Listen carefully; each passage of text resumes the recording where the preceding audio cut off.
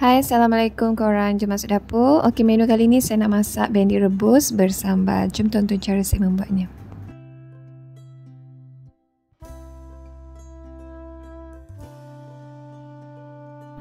Okey, mula-mula saya nak potong dulu bahagian tangkai bendi. Bendi ni boleh pilih yang cantik-cantik, yang muda-muda. Kalau pilih yang tua-tua nanti, rasanya keras walaupun dah direbus.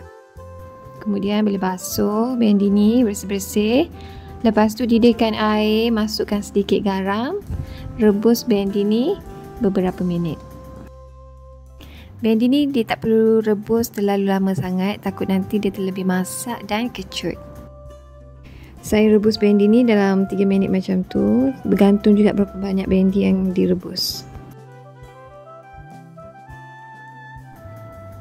Lepas tu saya kisar bawang putih dan udang kering menggunakan chopper. Kisar sehingga hancur.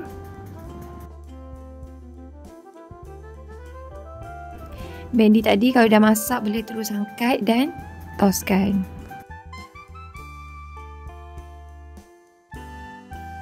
Okey, ini hasil bahan kisar. Bolehlah panaskan minyak. Tumis bahan kisar ni sehingga naik bau dan sedikit garing.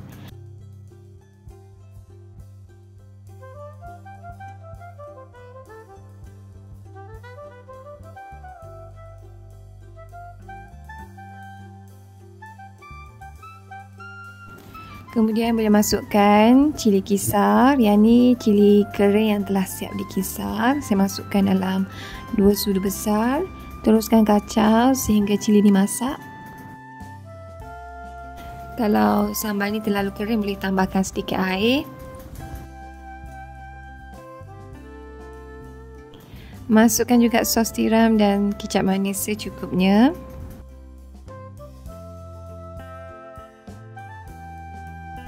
Boleh tambah perasa-perasa lain, garam, gula, ajinomoto secukupnya. Teruskan kacau sehingga sambal ni betul-betul masak.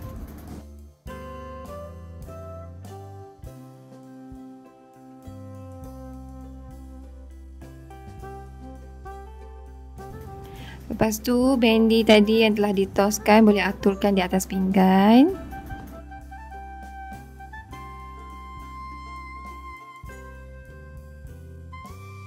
Kemudian bolehlah ambil sambal yang dah masak tadi, letakkan di atas bendi rebus.